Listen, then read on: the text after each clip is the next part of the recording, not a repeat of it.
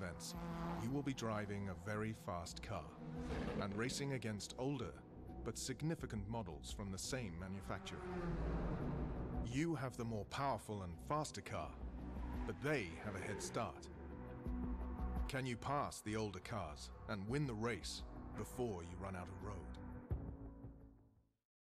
Okay, so it's one lap of Silverstone. Chase down several generations of the BMW M3 in this staggered start showcase event. Let's do it. In this event, we're going to put you in a BMW M3 GTR among a field of historic M3s. The BMW M3 has always been a perfectly well-rounded vehicle, comfortable enough to take to work or take the kids to school, practical enough to go out and get groceries, and yet fast enough to win races on the weekends and fun enough to be constantly entertaining on a weekday backroad jaunt. Okay, so yeah, we're going to be in the BMW M3 and they've put us in the Rahal Letterman Racing GT2 and we're chasing the previous 5 generations of M3 and obviously now M4. So this should be interesting. Let's go.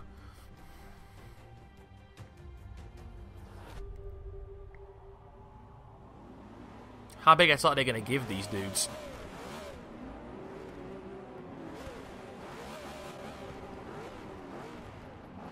$30 seconds. So they've given that M3 a 30-second head start.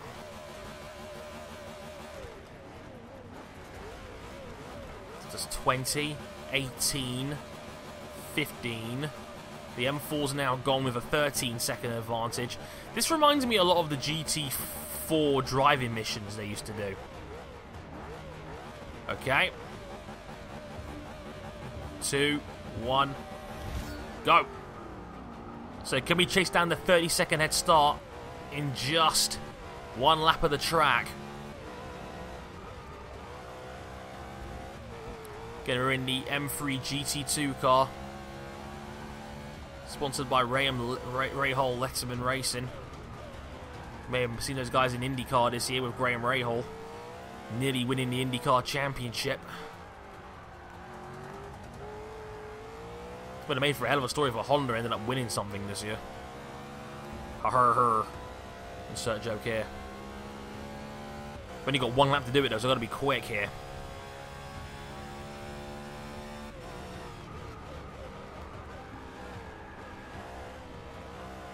This car is bloody quick, by the way. But I do generally speaking love the GT cars. They do oversteer a little bit, but they are fun. Where are they? We're over half through the lap already.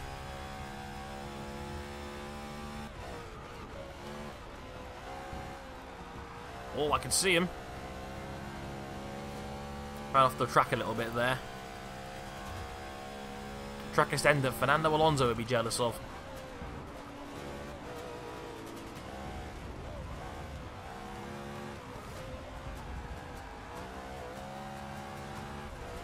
That's half of them taken care of. Oh!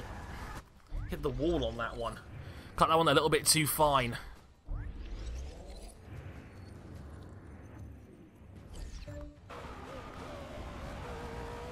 Should be in the bag from here, though. As my dad's old M3 are about to pass. They're taking care of it. Now, can we get the leading one from 1991? A year older than me. Got about 4 corners left. We got it. And with time to spare as well. Yo, Arav, you watching? This is how it's done, bruh.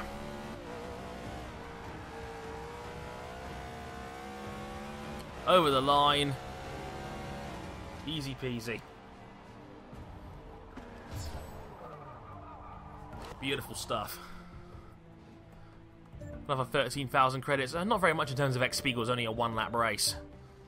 But I will take that. I mean, well, it's another showcase. It's another me versus the Stig round, and it's going to be in the BMW M4.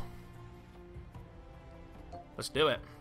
It's going to be 2 laps of Prague and a one-on-one race, both in the BMW M4. Now, in case you haven't seen it, we did one of these earlier in the series with a Corvette. It's a one-on-one race against a Stig in the same car. Straight up dogfight.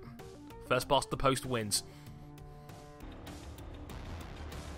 Some say his firewall is 10 feet high, and that he's completely invisible on webcam.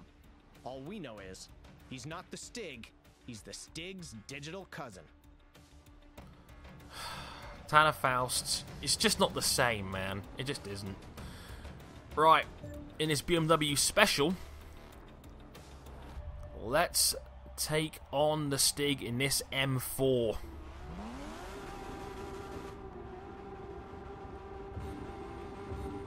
Here we go. Hammer off. 2 laps of the track in Prague, so it's a short circuit. But this won't take long at all.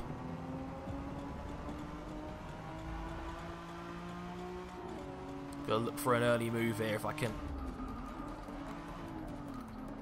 Whoa, Stig going very slow through there. Then me getting very understeery coming out of the other side of the chicane. But we are ahead.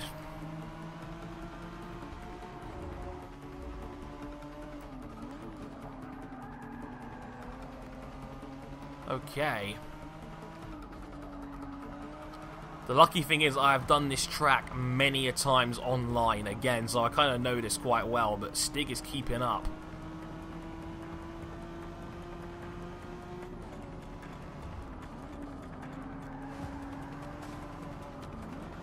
Oh god. Rush a chicane on that one. And that Stig's really close. To be fair, he's been close the whole way. This is the last corner, by the way, so we've got 1 lap to go at the end of this. And this car is, I can feel it, it's so much slower than the Mercs I'm currently using. That still astonishes me. Just kind of much savage power is in that Black Series C63. It's insane. I cannot get over that.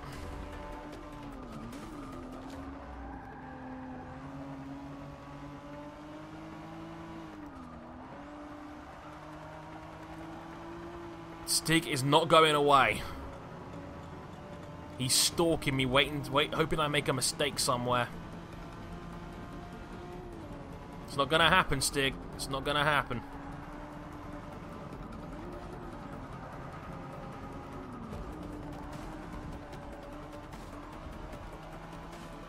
Actually lost a bit of ground through the chicane area there. We got this now. This corner naturally extends out once you pass the apex. And it's flat out from there. Pretty straightforward in the end, especially on the second lap.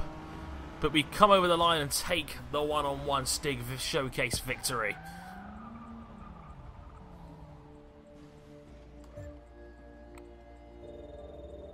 Simples. That was just good, efficient driving right there. That's another 2 showcase events in the books, and we actually got unlocked an achievement. Meeting objectives. Completing 30 of them. Hooray! Right, back to the Daybreak series. And round 3, Catalonia. Okay, here we are at Catalonia. Quite a fast track, this. Use another +3 grid position mod. And I think we will also use pristine drafting. Would make more sense to us further back. We'll use manufacturer backing on this one. Okie doke. Also, let's settle this debate once and for all. How many gears has this thing actually got? It's got 7. But the 7th one is so small. Look, you see how that gearbox just extends into nothing? Apparently it's got a top speed of 200 miles an hour. I'll believe that when I see it. 200 mph in a C-Class. Whoa, that's pretty scary.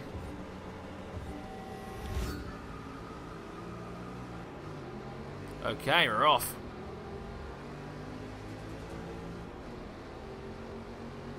I think it's the international version, so it's not the full Grand Prix section.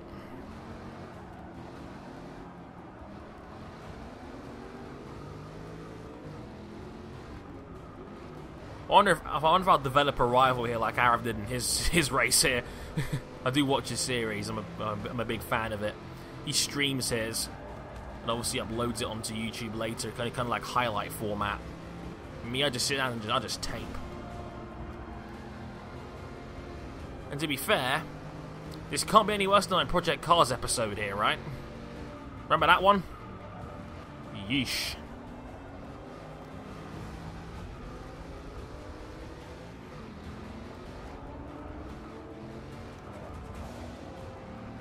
Jesus! Going the long way around here. Alright, Mustang.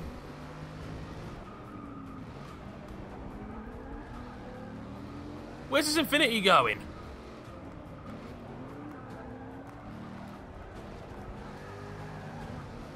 Oh my god, this is carnage. They're all going everywhere. Cars in the grass. Cars everywhere. And we've come out in the lead with this great big SLK lumbering up behind me. The hairdresser's favourite, as I like to call it.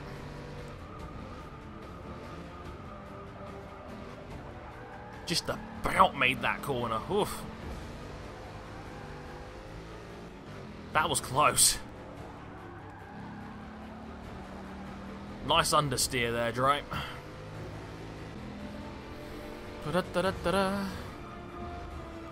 Oh god. Oh god. Why was I going that far wide around there?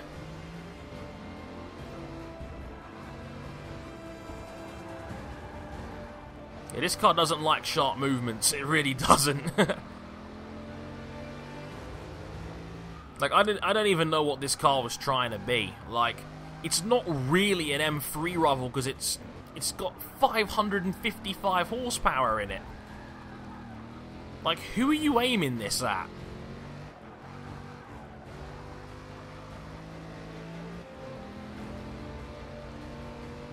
Like, it's got 458 and McLaren MP4 levels of power. It's got proper big saloon M5 Mercedes SL, Mercedes E-Class kind of power. And you're putting that in a coupe? Yeesh.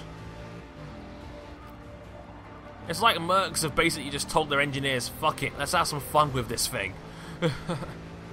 Which, don't get me wrong, I like the Stark Raving Bonkers approach. They've just done an A45 with 380 horsepower.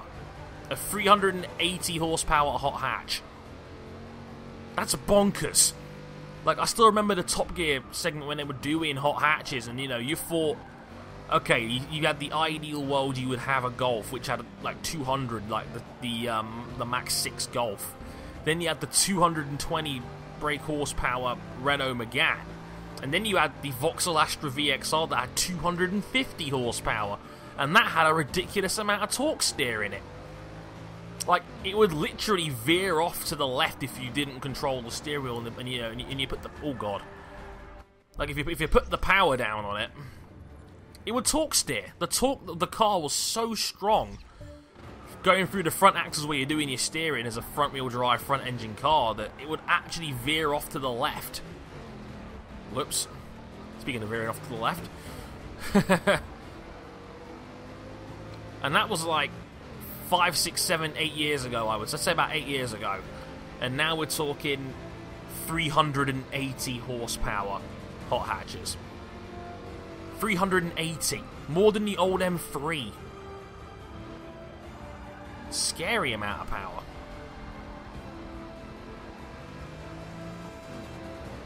Then again, why would you ever buy a Mercedes A-Class with a 4.5 litre V8 in it? That's all I want to know. Look at me being a proper petrol head and shit. Chris Harris ain't got shit on me.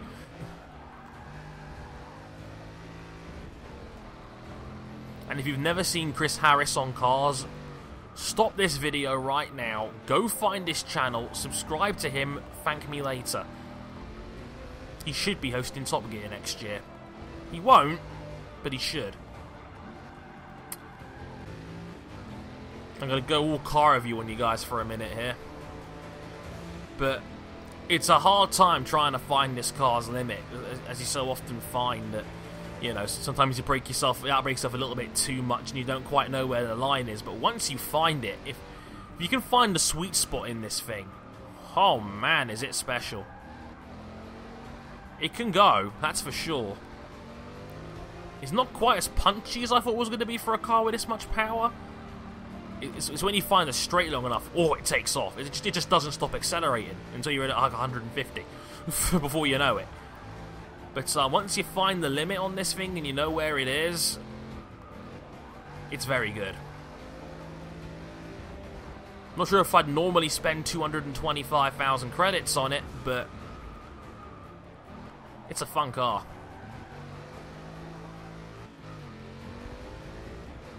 Very fun. It's just, it will take your head off if you're not paying attention. It's like driving the Lambo but without the understeer. Actually, with the understeer. So it's just like a Lambo then, only almost as powerful. And a bit bigger. And a bit more German.